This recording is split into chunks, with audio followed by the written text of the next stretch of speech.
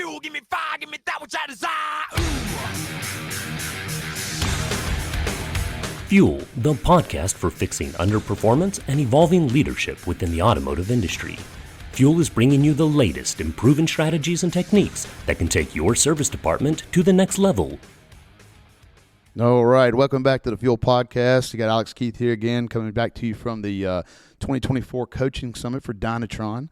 I've got a pretty good panel here in front of me, a lot of gentlemen with a lot of experience. Going to get a couple key topics today. So what we're going to do first is just jump right into it, going to intro, and then we're going to just get right into the fun stuff. That's what I'm liking right here. So, hey, Bart, why don't you go ahead and start things off?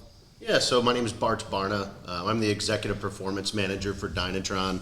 I've been with the company over 4 years, but I have a long history for brick and mortar. I used to came up through the variable side of things and became a general manager of a couple dealerships in Northern Ohio where I live. Always been a student of the industry, and one thing I love in my role at Dynatron is I get to keep learning. I work with a lot of the executive managers at the dealership. That's really where my specialty is. All right. Hey, thank you, Bart. I'm so glad to have you here, man. Hi, Jim Martin. My name's Jim Martin. I've been in the business for about 27 years. Fixed ops 100%. I ain't afraid of a customer one. Really know people on the flip side, and I really am looking forward to hooking up right here, right now, guys. What a great amount of group here at this table. Hey, my name's Adam Guys. I got into business in 1999, all fixed like Jim. Just was lucky enough to go up through the ranks, be at the right place in the right time, and I love being a sponge and a student of the business. So.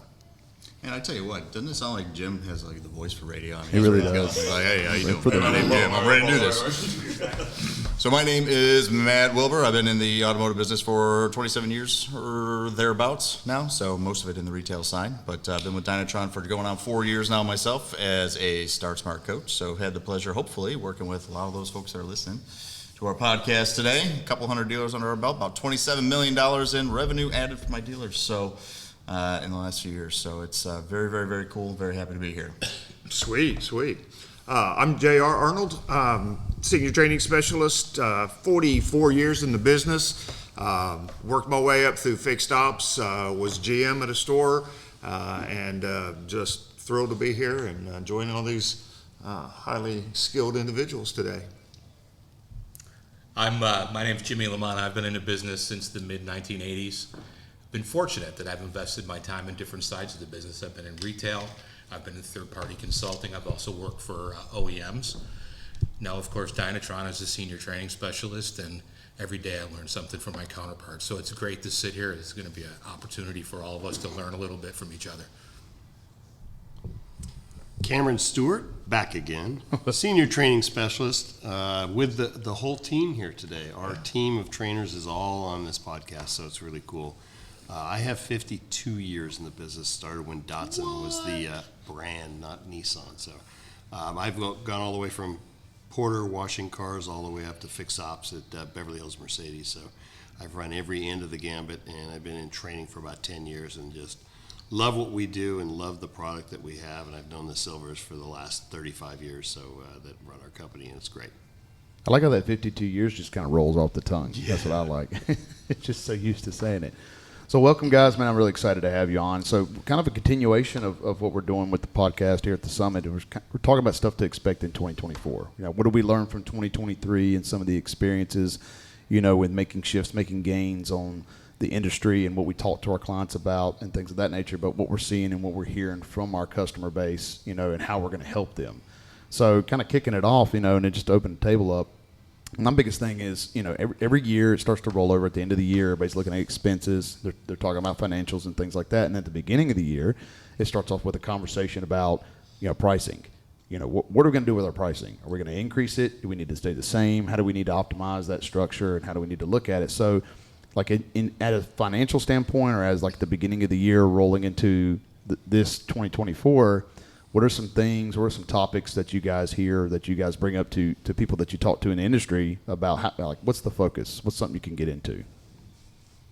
It's forecasting time. Forecasting time. Everybody's budgets are going to be coming out for the year. Yeah. So what are we going to do? What are you going to do for me this year? So, and looking ahead, you were just talking about with price optimization, so on and so forth. Well, what have we done? When did we do it last?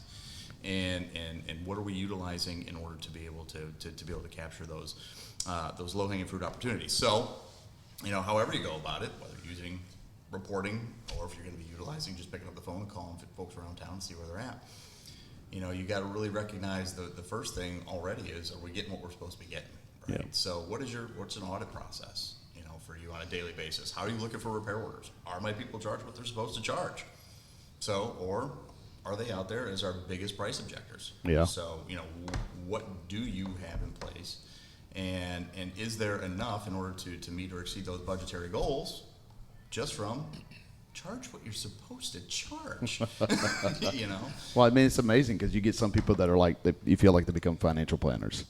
It's like, listen, like they're willing to spend it, if we present it the right way and if we talk about it. But me and Bart were talking about something earlier that was a pretty interesting topic, and it kind of relating to those customers. It's not just what we're charging them, but what are some things that the dealer's putting in play to give some ease to their customers, as far as financial support, giving them certain things. And so, Bart, kind of, if you want to jump in. Yeah. Well, so to Matt's topic, one of the things is I find that advisors start to pre-negotiate, right? It's just like the salespeople will do that up front. That's why we have sales managers and things like that. And the sales managers do a great job of loading the lips of every salesperson before they go out and talk to that customer. Well, the service manager is super busy. They're pulled in so many different directions, and that's where a sound report that can show you those deviations and those times that we're using improper op codes because we're in a hurry.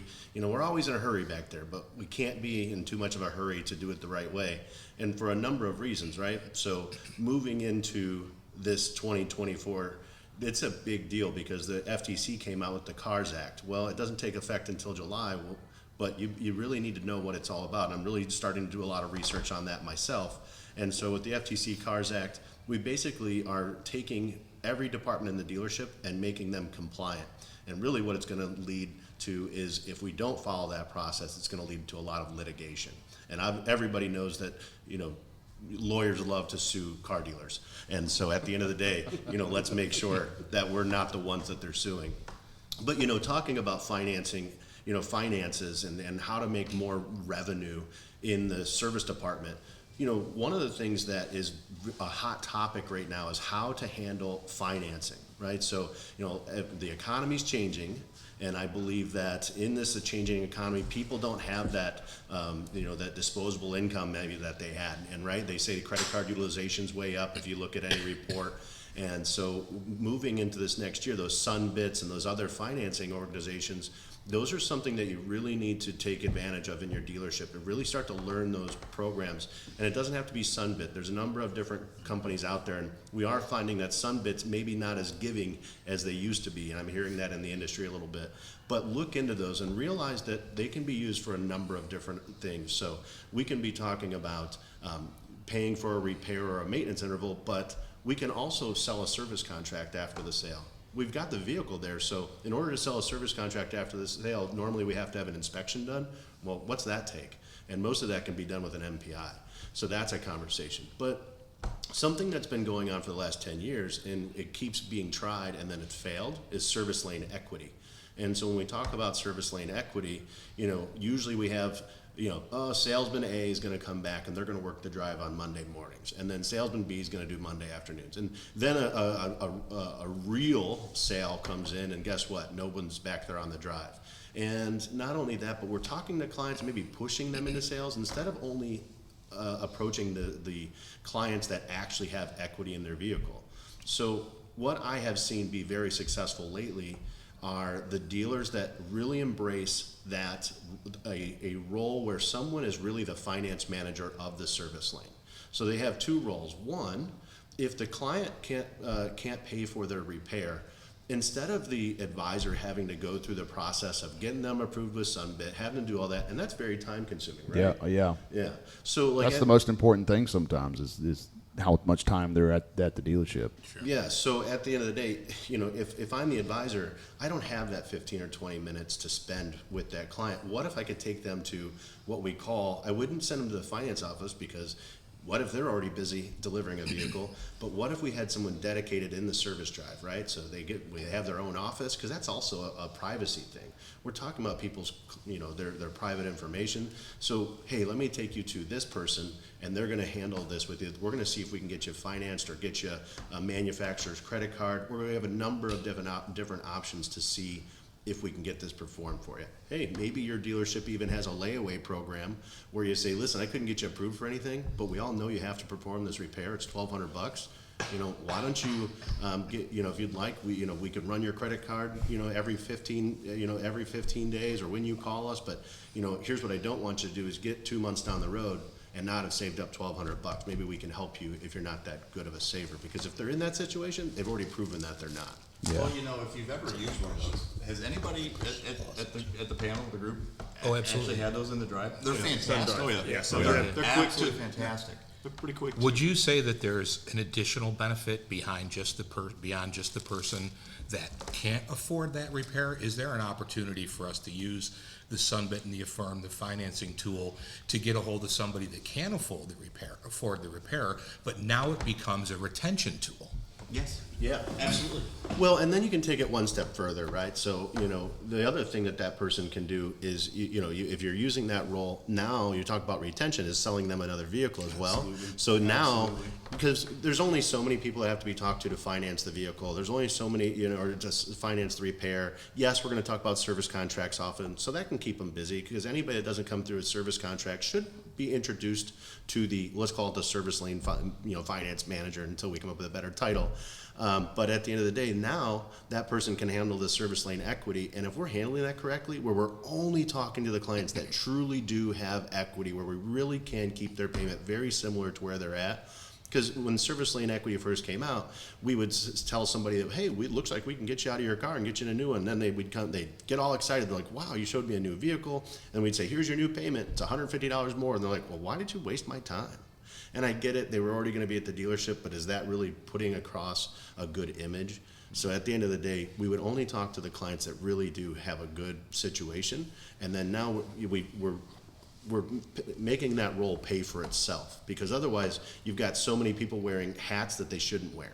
That person has that role, right? So that's kind of like what I see in 2024, FTC cars, and then I think that dealer financing, I think we need to take that to the next level. I think we need to make finance managers that work there, and that's work in the lane, and that's their role. Yeah, work the drive, man. There's gold up there. I'm saying there's gold back there. I worked at an Audi store that we had a picture of our used car manager with a checkbook. His name was Jerry. So everybody knew Jerry in the service drive because they had a big life-size poster of him with a check and a pen, and he said, I want to buy your used Audi. Yeah. And at that time, they were really, really short on used Audis, and they had a higher value than the residual on the car. So they'd take somebody out of a lease, put them into a new one, and give them cash back. So in those situations, you're right, the equity in that car is really key to somebody making that decision, because if I can get a less or similar payment and get money back, hallelujah. Yeah, and I think we can all agree. I mean, now I know he said something that's a hot topic for one of my other panelists here, the MPI stuff. So we're going to get to that. I promise that. But I think that when he started talking about negotiation, on the drive and things like that, can everybody agree that this is such a unique business still? Because short of like buying furniture or horse trading, how much can you negotiate price as much as you do in a dealership, as far as being able to go into it? But why are you negotiating? Yeah. And the thing is, we're still doing it because price objection starts where? With the customer or service advisor? Manager, maybe? Do you believe in your pricing? Yeah. And we've all, if you haven't done it, liar. But while you're early as a service advisor and learn and so on and so forth, you are currently basing your opinions, in every way you slice it. If you're selling from your own pocket, we've all heard of that. Yeah. You're basing your opinion on your own pricing that was set by your management team on a resource that has a vested, an absolutely vested interest in keeping your prices down, and that's the customer. Yeah. Right? So why would they be, boy, your oil changes are pretty cheap compared to Jiffy Lube. Yeah. You should probably pick that up. Well, and then again, expanding on that, the value of what you bring, and so like let's roll into that MPI conversation you wanted to go into. Sure, yeah, absolutely. So relevant. Before we even jump into that, let's talk about Diag. Yeah. I mean, let's talk about Diag. One of the things that I've seen so many times too is one of the great things that Dynatron brings to the table is those secret shops, right? Yeah. So you get to see what those competitors, your local competitors are, and of course we get to see what other people in your demographic and even in your region are charging. But more importantly, sometimes your hourly rate is say $200 an hour, right? And your Diag charges, oh yeah, $200 an hour, and then you get the secret shop that comes in, and the guy down the road's like $90, or maybe he's $120, or so you got to be cognitive of stuff like that because you don't want to look overpriced. Yeah. You don't want to look overpriced. So in doing such, I certainly encourage a lot of our dealers. We're seeing this trend in the industry with tiered diagnostics, right? What an amazing thing tiered diagnostics is. But more importantly, is to take your BDC and measure how many appointments didn't convert, how many people did not come in for an appointment, right? They just said, oh, well, I'll call you back. Or what about the ones that says, oh yeah, I'll be there next Thursday for sure, and then they don't show up. They don't show up. Then they don't show up. So you need to measure that. Yeah. Make sure you're not losing some at bats. We Yeah. see that so often. So definitely want to be cognitive of that, especially since these labor rates are getting so high. Well, I think it's funny because you bring up that tier Diag stuff, and that's kind of a hot button over here with my workshop panelists. You guys want to expand on that while we got it open? I'm going to expand on it just a little bit in that in the service drive, we don't always see the opportunities that we're missing. And Jim, you hit on it when you said, get the BDC involved in the discovery side of that. We may sit in the service drive as a service advisor or a manager and see, hey, we got 10 cars this week to diagnose. That was great. We did 10 diags at our full 1 hour, target on our grid. What we didn't see is how many people didn't show up that had reached out to us and asked us, hey, what are you going to charge me to diagnose this car? Yep. So the discovery becomes much more important than just implementing a solution. It's, are we missing at-bats? Right. And how many at-bats are we missing? And when we find that we're missing a large number of at-bats, we can use that data to get the rest of our team on board to understand why it's so important for us to readdress a solution like 3-tier. This is something that Cameron is very personal about and does a great job in his workshop. And I kind of jumped in before you started to talk because I knew as soon as you took it, you were going to take and run with the expert 3-tierness that Cameron Stewart is. So Well, the good news is most of you folks that are listening to this have probably been to our workshop, or if you haven't, the end of day one, we go over the last item is we look at how much repair work you have. So we have a lot of people that have 15-20% repair work, and then we end up looking at that and seeing that, okay, but you've got 10 technicians, 5 are master technicians, but you're doing 20% on a high of repair. What are the other 3 doing when they don't have any repair work at $40, $50 an hour? So we show you how to do that, and we do a comparison of what we do, and we do the obvious thing. And having been a technician, I can relate, and I asked the class, now 80%, would you agree that 80% of the cars that come in and drive in that have a diagnostic problem, we know what's wrong with them already? And most people might argue and say, no, it's 70% or 60. Okay, but more than half of them have that. So why are you charging $200 in your example for that, to bring it in, to do that sort of thing? And when somebody says, well, I'm not doing this 3-tier thing, and I never ask them for a commitment on day one, I always say day 2, we're going to come back to it and say, so who's in? And I had somebody come in, and the fixed ops guy was there with the general manager. The general manager wanted to do it, and the fixed ops said, no, we're not going to do it. And I said, okay, that's fine. I said, so you were at 12% repair? He says, yeah. I said, so what's your plan to get that up? Right. I know a solution for you, but you don't like it, so just tell me what you're going to do, because you have all those master technicians, you're spending way too much money on them, and people aren't doing the repair work with you because you're blowing them out with $200 in the first diagnostic, they don't show up. Yeah. I think the biggest problem is that there's a technician crisis, right, in the country, and everybody wants more techs, and you don't want to do anything to upset your techs. But this isn't about stealing from a technician. And I think that's the initial perception by any fixed ops person, is they go, I can't take time away from my technician.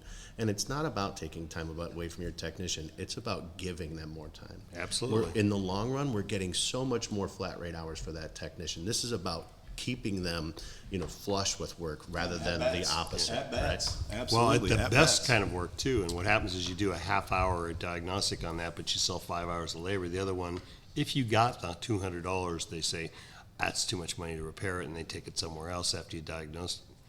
This is the thing that keeps them there and does that sort of thing. I was a technician, and I always understood I'd rather work on 2 cars for 10 hours than 10 cars at 10 hours that I'm not going to get. Yeah. And then you lose your client. I mean, look at the defect. Look at the defect possibility of that, right? Where they're going to go somewhere else. You're giving them a chance to go somewhere else. You're giving them the opportunity by having that rate so high that they can go somewhere else, and because the perceived value is AutoZone does it for free. When we know that's not the case, I mean, we're in this business. We know that's not the case. So being competitive in that, I totally agree with you. I got to watch a pretty interesting interaction with the AutoZone doing it for free once. It was fabulous watching him go, if you want it done right and know what's wrong, go to the dealer. Surprise. Make no mistake about it, they sell parts. But what I will tell you, though, is think about everything we're talking about right now.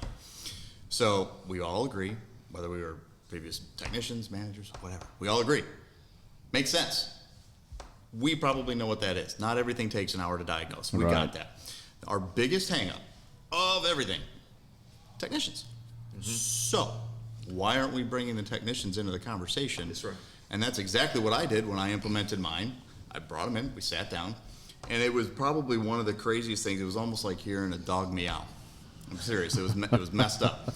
I had my, we'll say, more boisterous technicians in the office, because figured, well, they're the more boisterous ones. If there's a problem, everybody's going to complain about it. They're going to complain to them. They'll handle it. But we sat down, and I had listed out everything I believe to be, this is a half hour. I believe this justifies an hour, and this was my other stuff. A little different than the 3-tier that you guys Well, that's why we have talking 3-tier at 3 different rates, though. So, and then I brought him in the office. I said, I already did the legwork. This is why. And I went through everything you just talked about. We're trying to get the repair work in. We're trying to get more yeses, more at-bats, more opportunity. So when I talked to him about it, told him about it, and I said, here's the list. What do you guys think? This is where it got weird. They took something from the 1 hour and moved it to the half hour. Yeah. And it was for checking for oil leaks. They did it. I didn't. I already had oil leaks in an hour. They said, no, we're really going to, maybe we'll spray it off. If we can't, Did they say meow? So, that's what it sounded like, right? Because it was the one thing that I did not expect, and it was the one area I was sure and certain was going to be the biggest fight, biggest pushback, and it wasn't. And the thing is, they got to be part of the solution. It was done with, not to. Does that make sense? Absolutely. It does, because I think sometimes it's not so much the fear of changing the time or discussing or making a change to that 1 hour or whatever we're currently using. It's the fear of having the conversation with the technician. Exactly. Right? Everybody agrees, or a lot of service managers in their head are agreeing this is a good idea.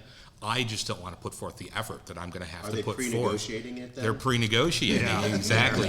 And to your point, Matt, I had some really good feedback back in a workshop I did at the end of last year where a service manager identified the fact that he wanted to go down the road of a diagnostic strategy. Mm-hmm. I said it that way because they approach it a little bit different than our 3-tier, but similar, and he made a plan. He went to his technicians and said, what operations are out there that you guys are losing on? Like, where do we need to correct and get ourselves positioned more correctly? Yeah, give and take. And baby. he Give spent and about take. a month, big shop, 5,000 euros a month plus in a Toyota store,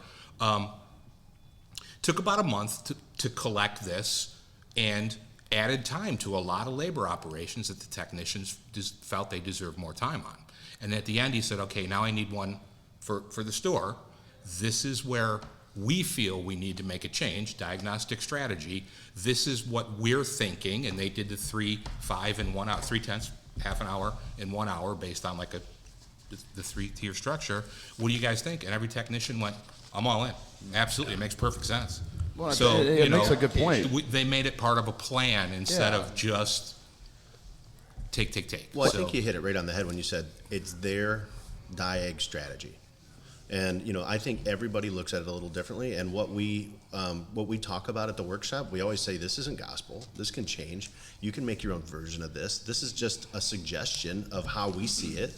And so some people do 2-tier diag Some people do one-tier diag, but they lower that cost down because, they see it that all we want to do is get the customer in. We don't want to bait and switch them. But if you're training your advisors on how to handle it, that we're talking that this is just going to check out your vehicle, and then we're going to give you the next step. Because, how many times somebody come in and next thing you know, you've got a smoke test or a leak test. Well, do we tell them that over the phone before we tell them to come in for their 1 hour diag if we quote it? No, we tell them to come in, we tell them it's going to be 1 hour diagnose, and then we tell them, hey, we found some other stuff. We got to tear down your motor. We have to do this. I think, Alex, not to tell you how to run your show, but I'm pretty good at that. I think Mute him now. That was Bart there. So if I was you, say goodbye. I think you should take 30 minutes and have a panel all talking about different ways that they handle diag. Because I find that there's a lot of different ways to do it, and there's luxury branded stores, there's domestic branded stores. Each one has their own ways to do it, and so I think if you had a panel that only talked, for one of your shows about that, because obviously we're going down a rabbit hole here, and I think there's a number of other topics we wanted to talk about, but it's such a passionate. Once we, all came with Dynatron and we had that discussion, I think we're all passionate that the current diag system in most dealerships is broken. Yeah. One last comment, though, is because we're always working towards, we think it's going to be the techs that have a problem. It's really the managers in the shop, in the 2-day workshop. Great point. So they always say, well, what do you do in this case? And, well, what do you mean? Well, I want to know what happens if you need more time. I said, what do you do currently? So I use a very simple thing, and I use the example of a MASH unit. MASH, the show that we all saw, was a Korea unit, and what happened is they came in, You're and aging you had 3 yourself. categories. I told you I've been around a long time. 52 years of experience coming out hard, They boy. weren't driving Datsuns then. So what happened is you would go in, you either went in for immediate surgery because you were going to be at risk if they didn't have surgery. You had a minor one, they made you wait. The other ones, they couldn't help. So I said, well, what do you do when that happens? What do you do now currently in there? They said, well, we have to figure out if we're going to lower their time. I said, okay, but if your kid plays sports and you go out and they have like a soccer game and they fall down and they hurt their arm, you take them to the ER. They check it and they say, well, we need to do an x-ray. Do you pay for the x-ray? Or is that part of the check-in when you do that? And if that happens and they have to put a cast on it, is that included in the x-ray and the check? Right. No, that's another thing. So who in the room, and I always ask the same question, who in the room would not pay your technician if they need an extra half hour to check to find out what's really wrong with it? Right. And you internal that, or you call the customer and change that. But most of the time we're not going to have to do that. 8 out of 10 times we're going to have the solution and know what it is up front. So in that situation, you have to decide that. That's why you want to do that. And that guy that came up and said, I don't want to do this, as general manager said, oh, we're in. We had a conversation last night. He says he's doing it. And that's the key. Yeah. We talked about earlier today about having GMs involved. And if they're in that workshop and they hear that, most of them will all turn around and go, oh, that's brilliant. Now, GMs look through things through a totally different lens. Yep. And that's okay. You got to remember, I tell everybody, the general manager role, it's general for a reason. You're not supposed to fight the battles, because if you die, what are we going to do then? Yeah. Right? And so you think of the service managers, they're like the sergeants, right? They're in charge of the troops. And so that's why sometimes we have to see the battle from a 10,000-foot view as a GM, and then we've got our people in the trenches, our service managers, who admittedly, no offense to them, they sometimes get tunnel vision on. We all get like that when we're focused on something. We get tunnel vision, whereas sometimes we just need a little guidance. Well, I think the common theme, and Jim, I'll let you kind of jump, JR, I'll let you jump in a sec, but I think the common theme, though, these are all great concepts, right? These are all great ideas, great concepts, great conversations, like you're saying, Matt, bring them in part of the conversation. Jim was saying we need more at-bats. But I think the biggest disconnect that we've all experienced in industry today, even doing what we're doing now, and being in the trenches, a long time ago, Cameron. But it's clearly defining the why, right? It's just clearly defining the why. Like, why are we looking to do this? And that's what Matt was kind of making them part of the process. You kind of breaking it down. Clear expectations. And more things in the dealership, I think, especially like you said from the GM level, they sometimes have a hard problem to do it because this is what we need to do. Let's go do it. But we miss the why. Yep. We miss the why, and so clearly defining the why and getting that process going, I think is a great point. Is like as you look at your forecast or as you look at 2024, am I looking to make these steps and these changes?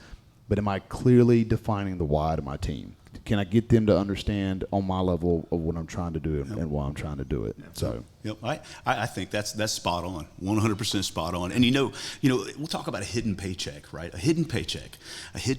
So the scarcity of technicians, right? Who'd have thought we'd be paying techs what we're having to pay them right now, right? Does anybody here at this table go, wow, I mean, just wow? Yeah, what is this, Canada? Jeez. Yeah, Well, it's American dollars. Yeah. That's So right, it's mind-boggling. So some managers are a little scared. They don't want to lose techs, and I can appreciate that. And the techs keep coming up, you're taking this money away from me, you're taking this or you're taking that. And you were right. You give and take on some things. But at the end of the day, there is a hidden paycheck that those techs have. And truthfully, that's the MPI, right? That's the multi-point inspection. That is their hidden opportunity. That's their hidden paycheck. So something I tell one of the blessings of Dynatron is that we have so many amazing accounts, right?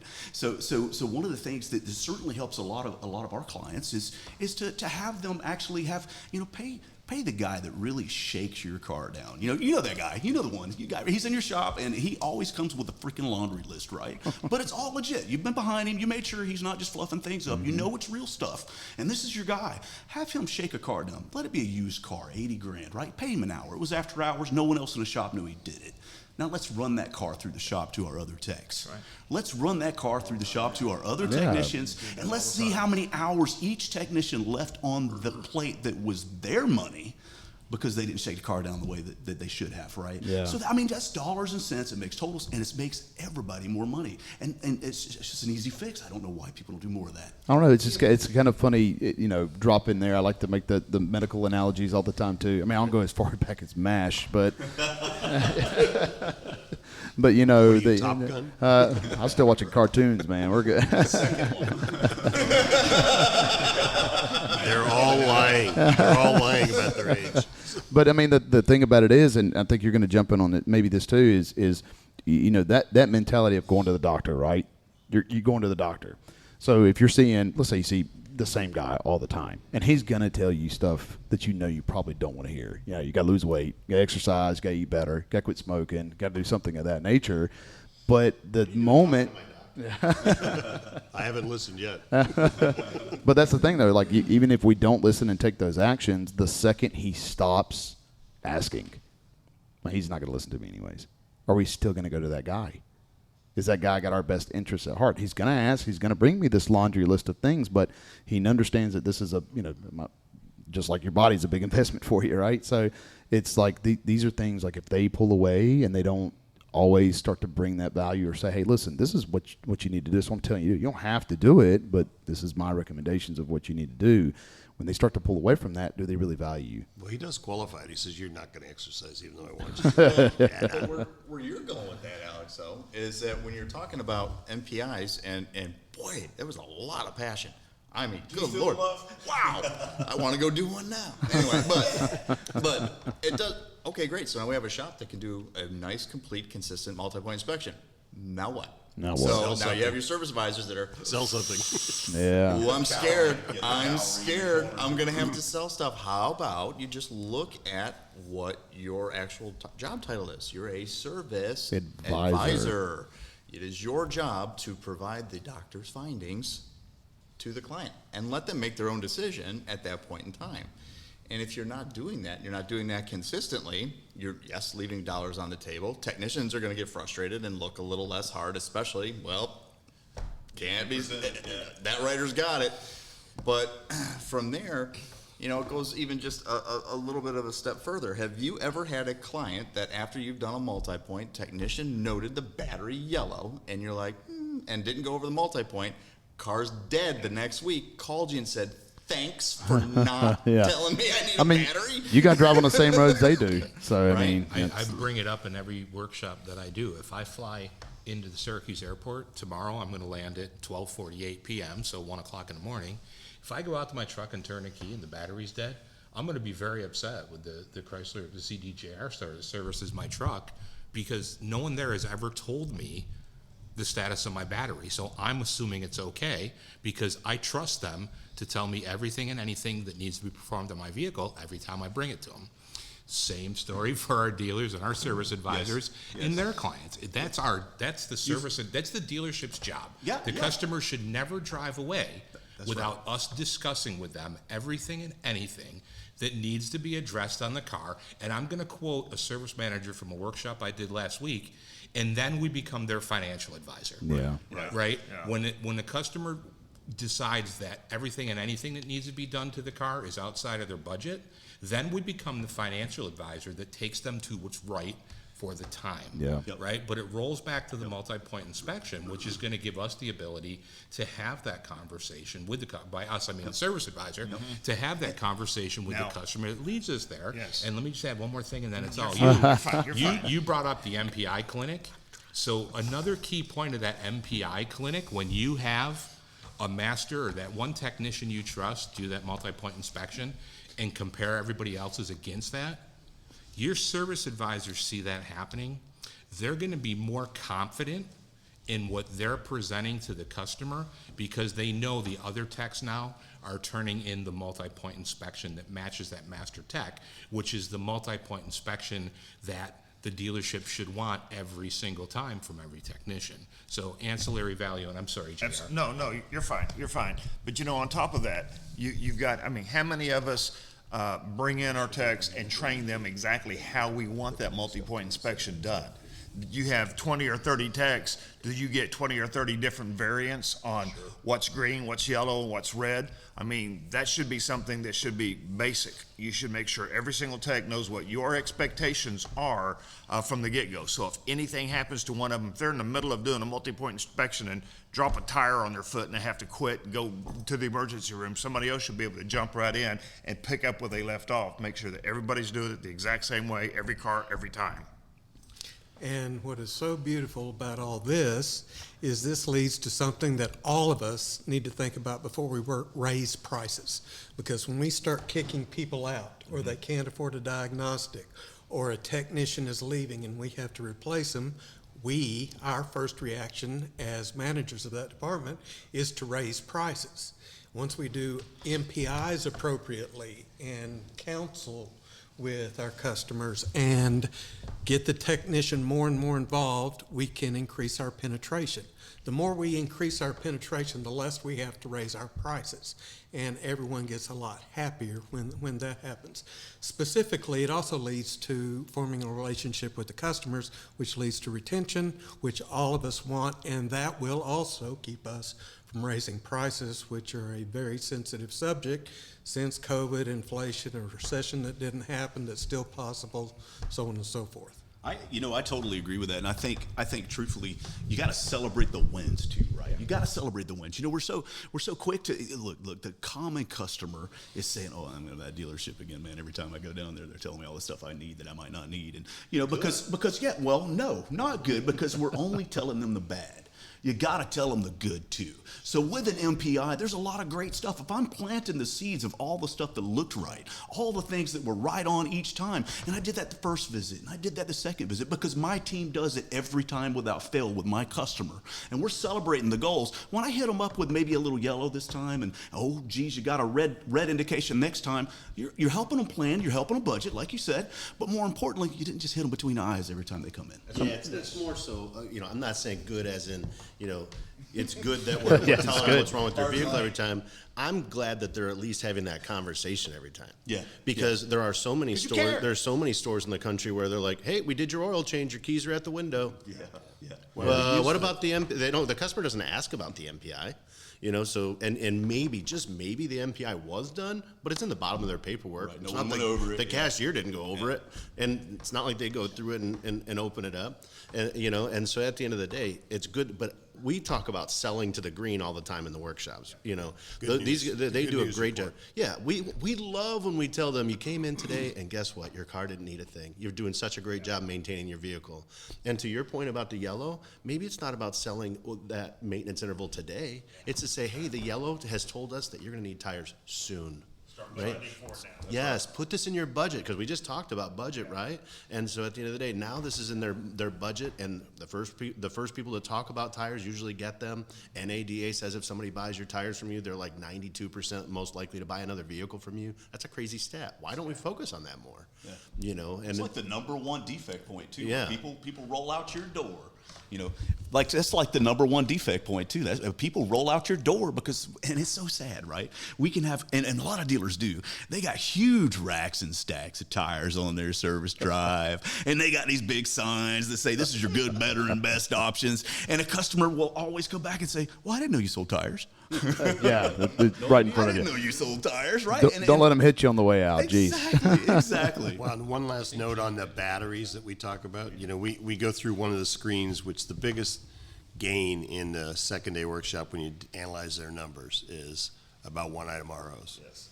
So we have a list of things that go there, and one of them is a battery. So what I do is we stop, we pause, we all do, and say, all right, tell me how many ROs you have. 2,500 ROs. How many batteries you do? 18. You think there's an opportunity there? And we go around the room, and there's nobody is ever over 5% batteries, and it's the number one failure rate in all the cars that stick you somewhere and piss your people off, but we don't do a good job of testing them all. Why? We're on microphone here. He Cameron. said adult word. Yes, he did. Well, listen, he's Canadian, so he'll say sorry. So I always like when I'm talking about these conversations, I think a very, very wise person who was my first fixed ops consultant that ever came to my dealership and introduced me to Dynatron, so I'm really thankful for him. But he talked to me about quality of life. And when he talked about quality of life, he said, everything you do in your job, it creates your quality of life better. And then it's someone else's job to do their job, but that's their quality of life. Like, so if the technician does the MPI, and does it right and does it every time, they did their job. And even if the advisor doesn't go sell it, that's okay. You did your job, right? And so now you have to go to, the advisor has to do their job for their own quality of life. But if you really look at that scenario about the battery, right? Let's look at both of those scenarios. Client comes in and, because I'm a big person, I'm not a big fan of battery testers because I'm all about, there's a life on a battery. If it's a 3-year battery, that's a 3-year battery. It might test good at 3 years and test green, and then the next day it tests red. It just happens, right? So I hate battery testers. But even if you're doing it however you're doing it, you got to have a conversation with the client and say, hey, you've got a 3-year battery. And you should really replace that, because if you don't, if it tests green and the client leaves, and like Jim LaManna, Jim, if you're getting off the airport in Syracuse and your car doesn't start and you blame the dealer and they pull out a little sheet and they say, Jimmy, it measured green. Well, you're like, but it's a 3-year battery and now I had to have it towed to you and all these things. Well, now you're going to be upset with us. We're probably going to have to help you with the tow and all these. We're going to have to apologize, even though we really didn't do anything wrong. We kind of just followed our process. We have to take that process one step further. But if we're having these conversations and making these recommendations, and then what if they recommended the battery and you're like, I'll do that next time, and then the battery fails? Guess what? Now when you call that, that dealership, you're going to go, hey, you're not going to believe this. My battery's dead. It's bad. I need you to come get my vehicle. I think that's what it is. And oh, by the way, did I say no to anything else? So that leads me down. And now we really are their trusted advisor again. Now they get, hey man, I'm not making recommendations to you for stuff that you don't need. I genuinely have your best interest in mind. Our technicians have your best interest in mind. And you can think about that quality of life. Yeah, and again, it's defining the why, but also doing that not just to your team and to your people, but to your customers as well. What are we exactly doing? What's the customer experience that you have here at the store, but then at the general manager level, is he leading that pack? Is he leading that charge? Is he taking some of the stuff that he does up front and applying it to the back? Is he standing on the lane for 15 minutes a day or something of that nature, just to get a feel or pulse what's going on? Is communicating with his service managers, his fixed op directors, and is he training that person on how to communicate excellence to his team and just that overall experience and that kind of stuff? So it's a fun thing to kind of get into and to kind of roll down. You could go a whole nother podcast. Which how do you know I don't have a podcast talking about that stuff? I mean, how you don't want a pipeline over here, man? So I mean, what else is out there? Like what's something kind of like, so it's kind of veering off of this just a bit. Like, what's something out there that's maybe a big focus? I mean, we talked on EV in the last session, and kind of getting into that aspect of it. But, like, what's kind of another aspect kind of going on? What do you want to say? No, not anymore. Well, you could say it. I was just going to say, I thought Adam did a great job, really just kind of pinpointing and wrapping up MPIs. Yeah. You want to talk about pricing? compliance and so on and so forth. Well, you've already got your pricing set. Cool. The first place you shouldn't be jumping is raise it, decrease it, whatever. It's, are we doing enough? And in one aspect, if everybody really looked at it and said, what's my process? I bet you got some holes. That's it. And look, we had 30 minutes worth of conversation about MPIs and the importance of them, but what they reach out to. Yeah. What else does it touch? Just by making sure that we do these. What other areas of coaching and opportunity are we going to identify, right? So these are areas that we'll be able to find ways to get better, but at the same time, probably drastically improve our bottom lines without having to really change anything customer facing regarding what's in their wallets, right? So, and provide them with a better experience overall. So I think that is now and continues to be, but moving into 24, speaking of pricing, are we still able to move pricing the way we were in 23, 22? Well, inflation hasn't stopped. Yeah. So I don't know what People you have guys- to. People are paying more for gas. They're paying more. I'm in California, so we pay a lot more. Yeah, So you- in our state, state, paying you've more got to. less. I mean, you've got to be able to pay your people enough, and you got to be able to give them the raises to retain them. Number one, we talked about how hard it is to get a technician to stay. If they start selling repair work, they do the 3-tier, and everything is there, and we have all of our MPIs being done right, you're going to get the right kind of work, and they're going to make a better living than they are now with less work and less effort. The value of a 10th. Yep. In your upcoming second executive level 2 workshop. Yep. The value of a 10th, great for the shop and the bottom line. What is an hour to a technician? Over a week, over a month, over a year? Yeah. What does that mean to them? Again, circling right back to where we were before, are we doing what we need to be doing every time? But also, I mean, what do we think about infrastructure? I mean, these are all great ideas, but are they ready for it? Do you have the infrastructure for it? Do you have the capacity for it? You know, or just anything. We talked about technician tools the other day, you know, and some other stuff that went in, but it's like, you know, what are maybe at the GM level, right? What are we taking and what are we putting back into the dealership to promote the team a little bit better experience for them? Like one of the things I liked when we switched to, or when I would switch to go different lanes and different service departments I go to, you know, the standard, you know, podium on the lane and that kind of stuff is kind of an idea. But I mean, customers, you know, it's hard to have a conversation when stuff's flying by, and you can almost kind of feel rushed to an extent. And then you go to those other places that they have their own individual office. And you go in there, and it's like you said, it's more of a personalized experience where they're sitting down with them, and they're talking about their stuff and kind of working with them on their stuff. But what do we think about infrastructure? And that talk about, you know, how people at the beginning of the year can start to look at, you know, hey, I've got all these great ideas of things to put into play, but do I have what I need to make this happen? Well, one thing that I hear Cameron say a lot is, how do you eat an elephant? You know, one bite at a time, right? So, you know, at the end of the day, I think that as the GM side of things, being the general manager, I think sometimes we get scared of our team looking at us and we don't have the answers. So me putting my general manager hat back on for a moment, I think that as general managers, we have to take a hard look in the mirror and realize our team doesn't want us to always have the answers. They want us to ask them what they think the answers should be. You talked about the why earlier, and talk about, you know, what is it that what's our goal? And then how are we going to get there?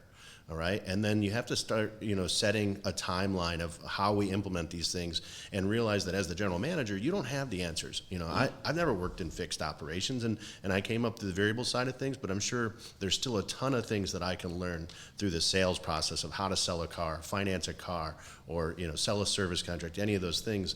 And so that's where we just need to listen to our people and then start to figure out what the first step is in our journey. Are we going to work on MPIs? Are we going to work on, selling tires? Are we going to work on, advisor training? There's a number of different topics, but we have to focus on what's the most important thing to us first. And then what are we going to work on second? And then what you have to do is you got to do it. You know, that's the biggest thing. We can all talk about, we talked about so many topics today, and if somebody left this 30-minute podcast and they go, I'm going to go work on all that stuff, none of it will get done. None of it will get done. When the answer to all your questions is yes. We are going to do all those things, but as you said, it's a priority of what you have to do now. And again, if they feel you're behind them and you care about them and you have empathy for them and you're asking their opinion. When we take the 3-tier and we go out, we recommend you take it to your top person in the shop that say, hey, here, I want you to run some things by you. This is what we're going to do. Now, when he buys in and everybody follows them, they're going to say, okay, if he says it's going to work, and then you celebrate all of those things. When you sell a 5 or 6 or 7 hour ticket off of that $69.99 tier 1 diagnostic, everybody celebrates and they know. And then what happens is everybody realizes, I keep saying, the Olympics happen every 4 years, and every year they set new records. How is that possible as long as the Olympics have been going on? Because people believe they can, and they do. So you got to show them the vision, and you got to make them a part of it. I think that makes me lead into one more question, because I don't have the fixed ops experience that all of you do. And so at the end of the day, when you've all been new service managers and new fixed ops directors, some of you multiple times. When you get to a store day one, what is it that you start working on the first thing? What is it that you start looking at and really thinking about? Every time I've gone into a new store, I spend the first couple weeks to couple months, depending on size, manufacturer, all that kind of stuff, just observing. What have they got going on? What are they concentrating on? What are they missing?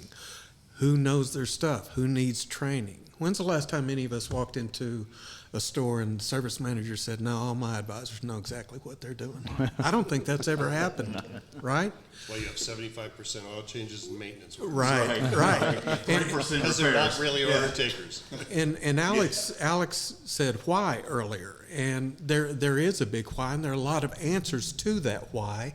When we walk into a store, we walk in alone, because no one in that store knows more about fixed ops than we do, and we may not have even met the guy who runs the store yet if it's a big corp or something like that. We got hired by a fixed operations director.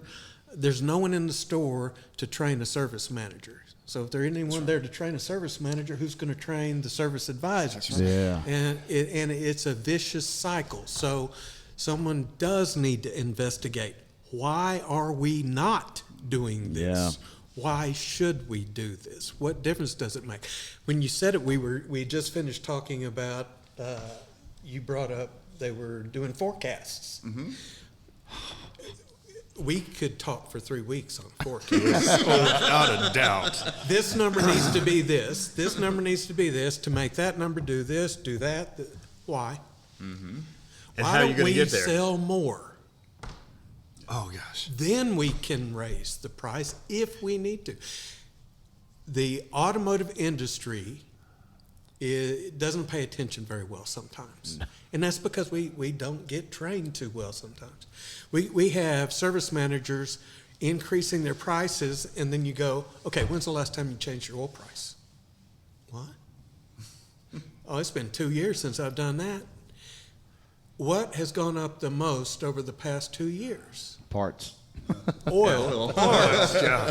So I think it is hard to do, but we have to get out of our own self when we do our job. And we have to ask hard questions like why. And we can't just say, well, this is the way we all did it. I mean, 50 years ago, we all carried guns and we wrote ROs with pencils. Mm. Yeah. Right? They had lead in it. Just for the That's record, I right. still carry a gun. Right. But we were the guys that we carried the money to the bank and blah, blah, blah, Yeah, blah, blah. that's right. We have IT now. And we're not good at accepting and using IT. It's an excuse not to do it. So the why is the foundation of any change that we're going to make in a department, including 3-tier diagnostics.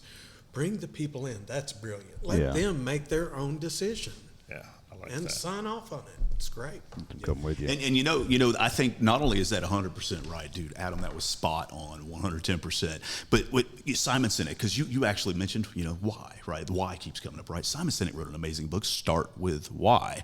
So we're not just talking about, as an investigative option when I come into a new store, what am I looking at? What kind of profitability, what kind of production, what kind of, not just that, and why am I looking at that, but more important, equally important, because it's actually not more important, equally important is when we're training our people, did you explain why? Yeah. Very good point. That's perfect stuff. No, it's great. It's great. I mean, again, it just kind of, it just seems like a reoccurring theme that you just look over really fast. Yeah. You know, well, we can do this and this. Let's just go do that. You know, why? And then just kind of stopping and just making that assessment. So let's start winding down the podcast here. Okay, we kind of shot that 30-minute mark over there. Where are you at, Bart? Aren't you controlling this thing? Huh? Yeah. But like what I like to do is, you know, again, like kind of roll it into 2024. Any final thoughts, you know, before we kind of wrap everything up here? I just think as a group and as an industry, we all need to ask why. Yeah. And we need to start using the tools that are available to us. Raising a price based on DMS is one thing. Raising a price based on effective labor rate, penetration hours per RO, the competition, the price of goods, blah, blah, blah, blah. Totally different animal. How are you doing it? Yeah. Well, kind of a sidebar real quick, by the way, everybody. Before we get off, I have to get you to hear his introduction to the automotive industry. Because I do these handoff calls with him when we push him on in the program from Start Smart to Stay Smart. And he has this story he tells that I've never heard or experienced. And every time he tells it, people relate to it. And I'm shocked, by the least. So, Adam, go ahead. It's the dead truth, and I will call her and tell her when we get this done to listen to it. But I got in the car business in 1999 because I love cars. Yeah. And I'd spent 16 or 17 years selling pharmaceuticals, and HMOs, PPOs, IPOs, all that came in. And I'm not a contract carrier. I didn't know what I want to do. So I walked into a car dealership and said, I need a job, and I like cars. And they said, you will do an awesome job selling cars. And I said, I left one thing out. I'm not interested in selling cars. And they said, how about fix cars? And I said, let's go. So I walked back in there, and everything went beautifully. 2 weeks later, I start, and I'm trained by a red-headed service advisor, lady service advisor, that today I call my sister.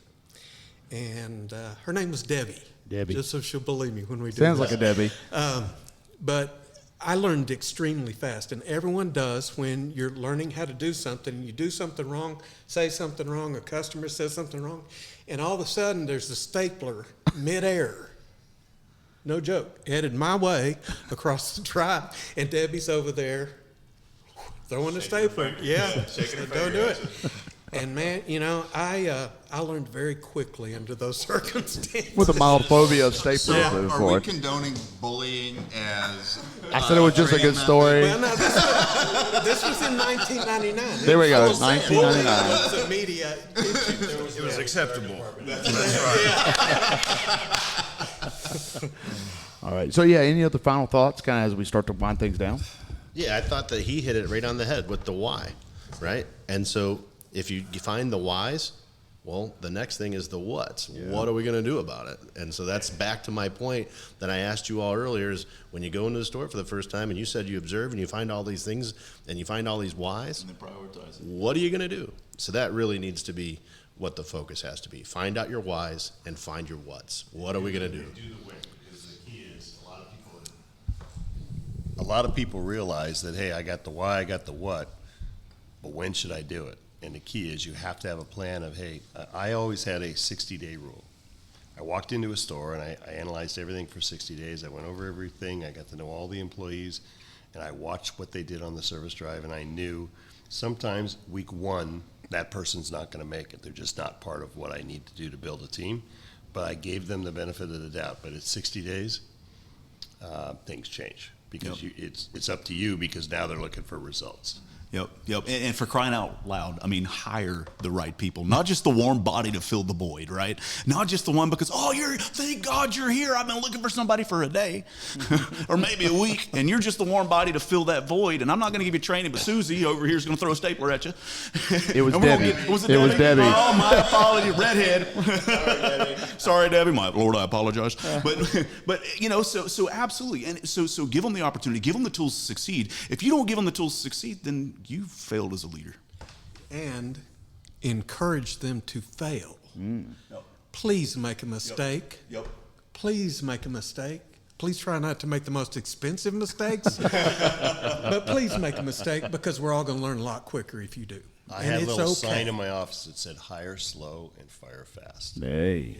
And if you can live by that as a manager hiring people, and again, you said when you drop somebody into a store, you didn't hire any of those people. So you have to give them the benefit of the doubt. And there might be somebody that's in there day one is not the most impressive because they think they should have been the person that got your job.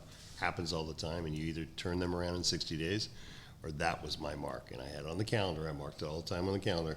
At 60 days, you made those tough choices. Sometimes you had to do it beforehand. Somebody just popped an attitude and you just couldn't live with it. And bring a good bench wherever you go. Because if you can't bring one person in that you can rely on, they can change everybody else if you bring a good one in. So always have that person. If you're looking for a job and stuff, know who you're going to bring in. Yeah, even though you're always being faced with people and people are always coming in your office, that chair gets lonely fast. So you had said something there a moment ago about when we walk into the dealership, we're alone.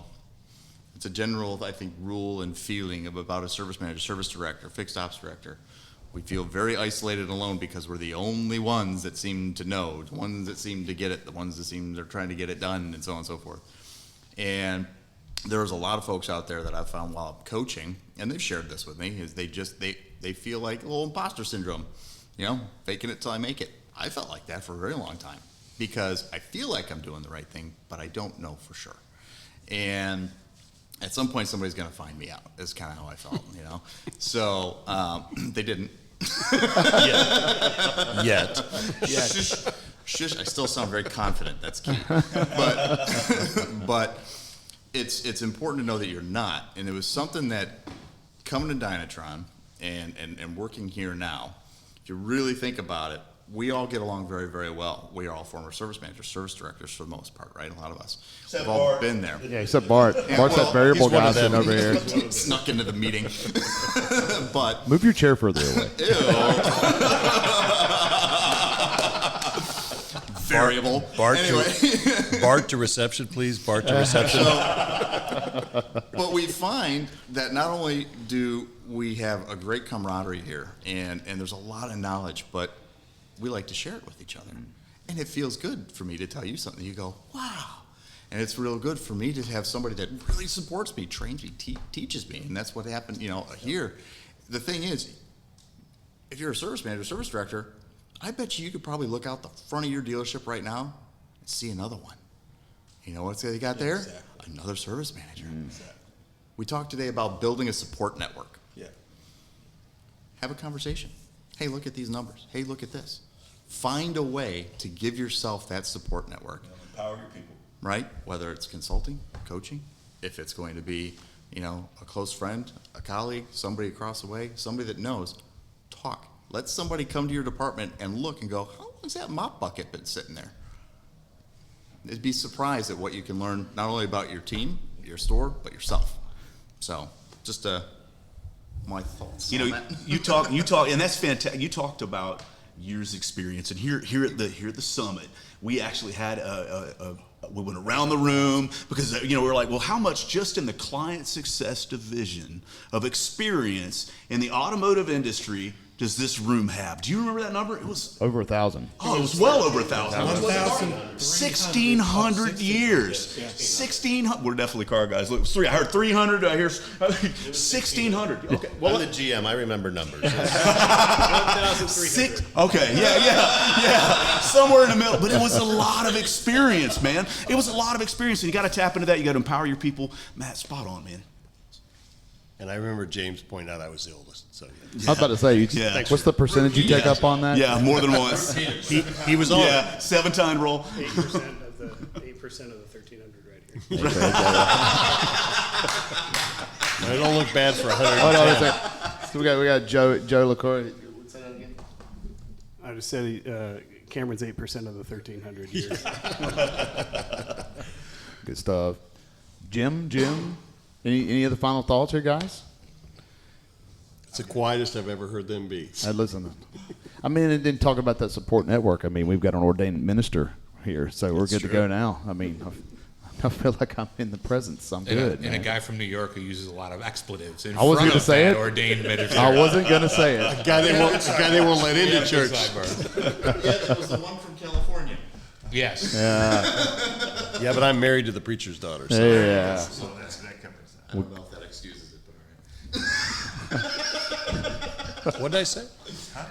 Well, guys, this is going to wrap up the episode of the podcast. I want to thank every single one at the table. Bart, thank you very much. Jim, I want to thank you so much. Jim Martin, I have to make sure I say Jim Martin since we got Jim, and Jim with us. Adam, guys, thank you very much. Matt Wilbur, appreciate you so much, brother. JR, thanks, brother, again. Absolutely. Jim LaMotta, just doing an awesome job. And Cam, just stay above ground, brother. Just stay above ground, okay? Just keep going. Just keep swimming. Just keep swimming. I tell you, I don't get no respect around. Not respect at all. Doing a great job, Cameron, and thank you so much. But, guys, this is going to be closing it up for this podcast at the Coaching Summit for 2024 for Dynatron. Thank you guys very much. Thank you for joining another episode of the Fuel Podcast. Always be sure to like, follow, or subscribe to be notified when new episodes are being dropped. And click the link below to review any of the show notes for additional information. Or you can email the Fuel Podcast with the link, as we encourage any feedback or any questions or comments from our listeners. Until next time, I'm your host, Alex Keith, with the Fuel Podcast for fixing underperformance and evolving leadership.